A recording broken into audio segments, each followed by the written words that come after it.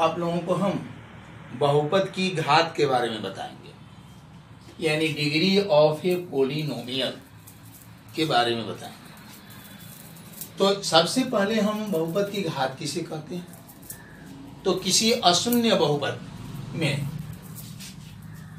किसी अशून्य बहुपद में चर राशि का अधिकतम घात उस बहुपद का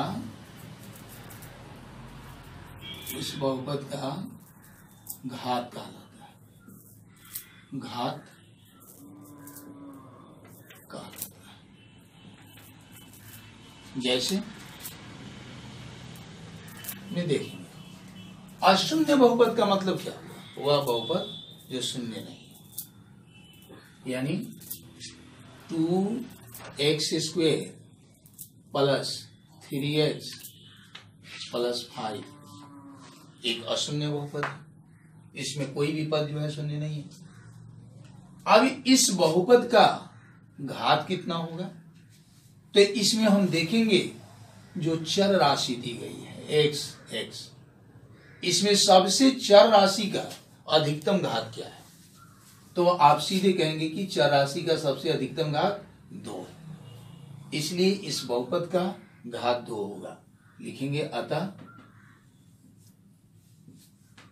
बहुपद का घात 2 है। अगर हम ऐसा कोई देते हैं आपको बहुपद 3x पर power 5y plus 4x³ y plus 2x² y² plus 6, इस तरह का कोई बहुपद देते हैं और इसका जो है घात बताना है, तब इसमें हम क्या करेंगे? तब प्रत्येक पद का हम घात लिखेंगे। पहला पद का अधिकतम घात कितना होगा? तो देखिए 5 यहां है और y का पावर 1 है, तो इन दोनों को पावर को हम जोड़ देंगे, यानी 5 जोड़ 1 यानी 6 हो जाए। दूसरा जो पद है उसका घात हम कैसे निकालेंगे? तो दूसरे पद में जो चर संख्या है उनके घात को हम जोड़ देंगे। तो 3 यहां है और 1 यहां छुपा हुआ है, इसमें हम जोड़ेंगे तो 3 1 4 होगा। और तीसरा पद का घात देखिए कितना कितना होगा। इसमें x का भी घात 2 है और y का भी घात 2 है, यानी 2 जोड़ 2 यानी 4 होगी। और चौथा जो पद है इसमें चर संख्या है ही नहीं, इसलिए इसको जोड़ने की जरूरत नहीं है। अब देखिए इन 3 पदों में सबसे अधिक घात कितना है? तो 6, इसलिए इस बहुपद का घात क्या होगा? 6। अतः बहुपद का घात 6। इस तरह से हम बहुपद का घात निकालते हैं। अभ्यास के लिए आपको कुछ अतिरिक्त प्रश्न हम कल भेजे हुए थे, हो सकता है कि आप बनाने की कोशिश किए होंगे। अगर उसमें दिक्कत होगा तो उसको आज ही समझाने हम जा रहे हैं, समझाएंगे। चलिए कुछ और चीजें आपको हम बहुपद के संबंध में बताना चाहते हैं। अचर बहुपद किसे कहते हैं? अचर बहुपद से कहने से ही स्पष्ट हो जाता है कि वह बहुपद जो अचर संख्याओं से बना, यानी उसमें चर संख्या नहीं, इससे स्पष्ट होता है। इसलिए इसी के आधार पर हम इसको परिभाषित करेंगे, यानी वह बहुपद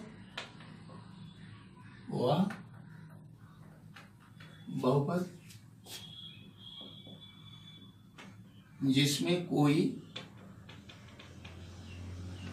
चर गुणांक नहीं हो, उसे अचर बहुपद कहते हैं। जैसे -5, यह अचर बहुपद है, क्योंकि ये 5 का मान जो है बदलने वाला नहीं है, ये कांस्टेंट राशि है। इसमें किसी प्रकार के चर संख्याओं का उपयोग नहीं किया गया है, चर संख्याओं का प्रयोग नहीं किया गया है, इसलिए यह अचर है। +7, 1/2 ये सब अचर बहुपद है, क्योंकि इनमें जो है कोई गुणांक ऐसा नहीं है जो चर हो। वही दिए हैं वह बहुपद जिसमें कोई चर गुणांक नहीं। इन बहुपदों में कोई चर गुणांक नहीं है, यानी किसी चर गुणांक से गुणा नहीं हुआ, इसलिए इन बहुपदों को हम अचर बहुपद कहते हैं। अब चलिए अभ्यास की ओर हम चलते हैं। देखो प्रश्नावली 13.1 जो है अतिरिक्त प्रश्न है।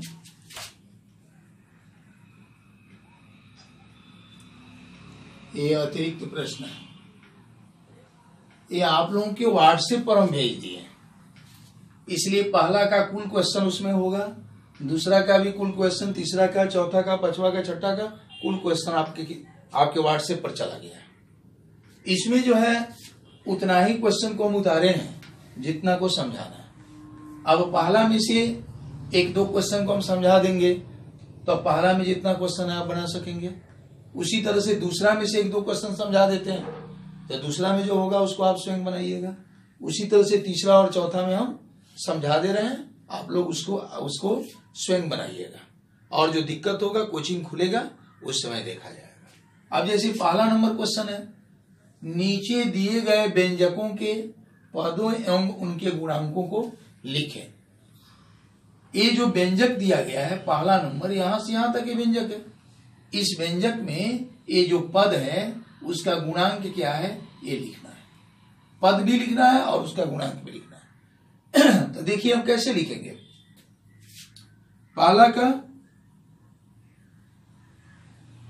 पहला नंबर हल लिखते हैं। पहला पद यह है, और गुणांक का मतलब क्या होता है, गुणा वाला अंक, यानी इस पद में किस अंक से गुणा किया गया है, किस संख्या से गुणा किया गया है। तो जरा देखिए तो इस पद में यह संख्या है, अचर जो राशि है वही संख्या है, वही गुणांक है, और बाकी तो चर राशि है। तो जो अचर है उसी को हम गुणांक के रूप में लिखेंगे, यानी गुणा वाला अंक उसको हम मानेंगे। तो लिखेंगे पद 3x y z² और गुणांक 3 लिखेंगे। पद हो गया 3x y z² और गुणांक हो गया 3, यही आपका आंसर हो गया।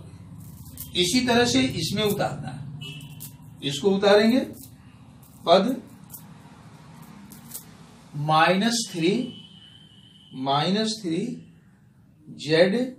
zxy और गुणांक इसमें कौन होगा, तो -3 होगा, गुणांक हो गया -3। यानी गुणा वाला अंक किस अंक से गुणा किया गया है उसी को हम लिखेंगे गुणांक में। अंग्रेजी का जो अक्षर है उसको हम छोड़ देंगे। जब भी गुणांक लिखेंगे अंग्रेजी के अक्षर को छोड़कर जो बचेगा हम उसी को। यहां भी देखो अंग्रेजी के अक्षर को छोड़ दिया गया, जो अंक बचा है उसको हम यहाँ लिख दिए। उसी तरह से आपको इसमें बनाना होगा। इसमें जरा देखिए तो अक्षर, इसमें पहला पद है x/2, इसमें अक्षर कौन है तो x, इसको हम छोड़ देंगे तो इसमें क्या बचेगा, 1 ऊपर मान लेंगे और 2 नीचे, यानी 1/2, यानी हम इसको लिखेंगे ऐसे। दूसरा में पद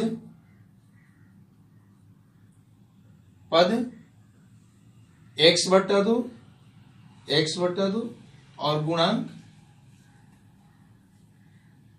1/2, 1 ऊपर मान लेंगे छुपाया, 2 नीचे हम लिखेंगे, यानी 1/2, x को छोड़ देंगे, बाकी हम उतार देंगे। उसी तरह से इसको लिखेंगे, इसको लिखेंगे। यहां देखिए गुणांक में कुछ नहीं है,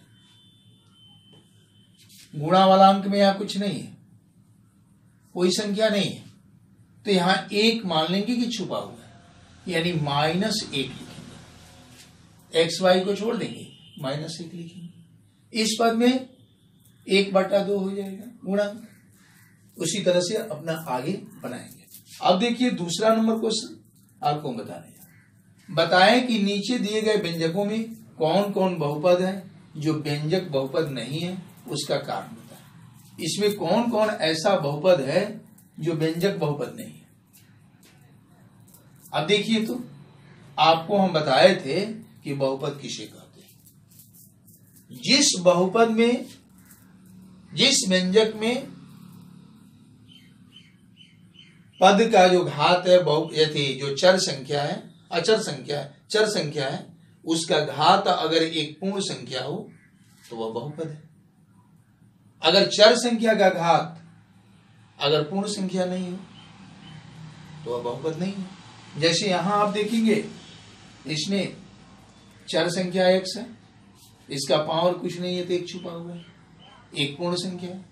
यहां देखिए चर संख्या x है, इसका पावर 2 है, यह भी पूर्ण संख्या है। यहां x है, इसका पावर भी 3 है, यानी पूर्ण संख्या है। यानी इसमें जितने चर संख्या है, इस बहुपद में जितने चर संख्या है, सबका घात एक पूर्ण संख्या है, इसलिए यह बहुपद है। यहां देखिए, यहां जो x है, अंग्रेजी का अक्षर चर संख्या, इसका पावर जो है, घात जो है, पूर्ण संख्या है। यहां देखिए x का घात पूर्ण संख्या है, लेकिन इसको जब हम ऊपर ले जाएंगे तो x का पावर जो +2 है वह -2 हो जाएगा, ऋणात्मक हो जाएगा। तो जब पावर इसका ऋणात्मक हो जाएगा, -2 हो जाएगा, तो वह पूर्ण संख्या नहीं रह जाएगा। इसलिए यह जो पद है, यह जो है क्या है, यह बहुपद नहीं है। यह व्यंजक जो है बहुपद नहीं है, क्योंकि यहाँ x का घात 2 ऊपर ले जाने पर ऋणात्मक हो जाएगा। अब चलिए उसी तरह से आगे उसमें आप समझेंगे। यहां देखिए, निम्नलिखित में प्रत्येक बहुपद की घात लिखी। इसमें इस बहुपद का घात बताना है, इस बहुपद का घात बताना है। जैसे तीसरा का पहला नंबर है, इसमें घात बताना है। तो जरा देखिए, तो इस पद में चर संख्या का घात कितना है, 2। इस पद में चर संख्या x का घात कितना है, 1। और इसमें तो चर संख्या है ही नहीं। अब देखिए, तो इस टोटल में सबसे अधिक घात कितना है, तो 2 है, इसलिए लिखेंगे 1 नंबर में बहुपद का घात 2 है। बहुपद का घात 2 है। इस तरह का गणना हम कब करेंगे, जब एक ही प्रकार के चर संख्या दिया गया, तब जो है अधिकतम घात देख करके और हम लिख देंगे बहुपद का घात। लेकिन अगर 2 प्रकार के चर संख्या का उपयोग किया गया हो, 3 प्रकार के चर संख्या का उपयोग किया गया हो, तब हम बहुपद का घात कैसे निकालेंगे। जैसे तीसरा नंबर क्वेश्चन में दिया गया है, तो इसको हम निकालने के लिए क्या करेंगे, तो पहला जो बहुपद है, पहला जो पद है, उसमें जितने प्रकार के चर संख्या होंगे उनके घातों को हम जोड़ देंगे, यानी लिखेंगे पहला पद। तो पहला पद तो यही ना है, इसमें चर संख्या x है, चर संख्या y है, तो इन दोनों के घात को हम लिख करके जोड़ देंगे। अगर 3 प्रकार का चर संख्या है, 4 प्रकार का चर संख्या है, तो सबों के घात को यहां जोड़ेंगे। लेकिन यहां 2 प्रकार के ही चर संख्या है, तो इन दोनों के घात को हम जोड़ेंगे 1 जोड़ 1 यानी 2। दूसरा जो पद है, दूसरा पद, इसका घात देखिए, यहां 2 प्रकार के चर संख्या है, इसका घात यहां नहीं है तो 1 मान लेंगे, और y का घात कितना है, 2, यानी 1 और 2 दोनों को जोड़ देंगे, कितना होगा, 3। उसी तरह से तीसरा पद, तो इसमें तो एक ही प्रकार के चर संख्या है जिसका घात 3 है, और चौथा पद में भी एक ही प्रकार की चर संख्या है जिसका घात 4। अब जरा सभी पदों की घात का तुलना कीजिए, सबसे अधिक घात कौन है, तो यहां 4 होगा, इसलिए इस बहुपद का घात क्या होगा, 4 लिखेंगे। अतः इस बहुपद का घात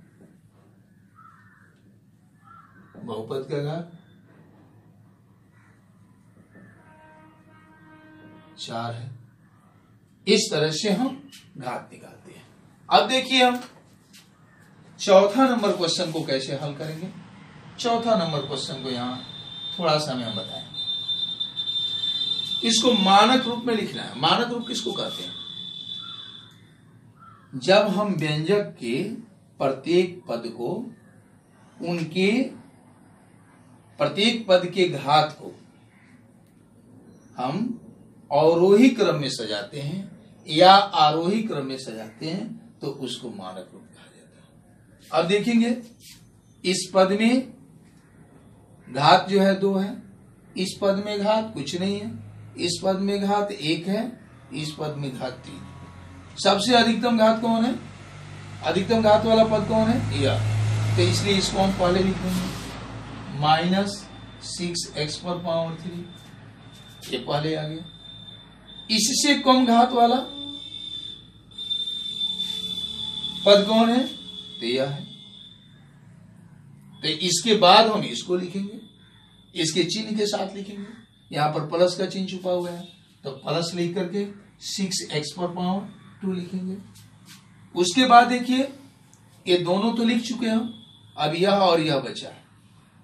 इन दोनों में अधिक घात वाला पद कौन है, तो +4x है, तो इसको हम लिखेंगे +4x, और जो लास्ट में बचेगा उसको अंत में लिख देंगे। यह जो है मानक रूप हो गया।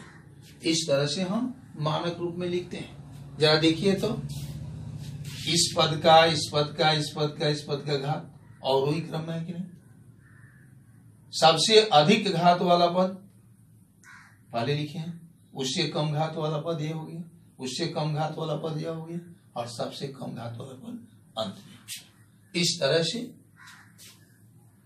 पद को अगर अवरोही क्रम के घात के रूप में हम लिखेंगे तब यह जो है मानक रूप हो जाएगा। हम इसको ऐसे भी लिख सकते हैं, -5 को पहले, +4x को बाद में, फिर +6x² को बाद में, यानी -6x⁻³ को सबसे अंत में। तो इस तरह से घात जो है आरोही क्रम में हो जाएगा। तो घात को हम आरोही क्रम में लिखेंगे या अवरोही क्रम में लिखेंगे, दोनों क्रम में से किसी एक क्रम में हम लिखेंगे तो हम मानक रूप में आ जाएगा।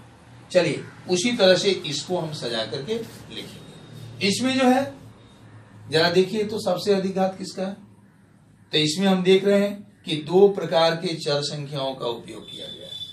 तो इसमें जरा देखिए तो 1 घात इसका है, 1 घात इसका है, दोनों को हम जोड़ देंगे तो 2 घात हो जाएगा, यानी पहला पद का घात 2 होगा, दूसरा पद का घात 2 इसका और 1 इसका 3 हो जाएगा। यहाँ 1 घात छुपा हुआ है तो इसको जोड़ देंगे तो 3 हो जाएगा, यानी दूसरा पद का घात 3 हो गया, और तीसरा पद का घात मात्र 1 छुपा हुआ है। इस तरह से तीनों पदों में सबसे अधिक घात वाला पद कौन है, तो यह है। इसलिए यहां पर जब हमको लिखना होगा चौथा के तीसरा को, तो सबसे पहले हम किसको लिखेंगे, -2by², उसके बाद हम +6ay को लिखेंगे और लास्ट में +3c को लिखेंगे। इस तरह से आप इसमें के जितना क्वेश्चन है बनाएंगे। और ध्यान रहे फेयर के कॉपी भी तैयार करना है, अतिरिक्त प्रश्न के लिए अलग कॉपी रखना है। हम आप लोगों को बारी बारी से बुलाएंगे, या सुविधा होगी तो हम घर पर भी आएंगे और आप लोगों की कॉपी को देखेंगे कि आप लोग फेयर किए हैं कि नहीं किए हैं, हम जो बता रहे हैं वो आप पढ़ रहे हैं कि नहीं पढ़ रहे हैं। अगर हम देखेंगे आप नहीं बनाए तो पिटाई भी करेंगे, इस बात को याद रखना है। चलिए।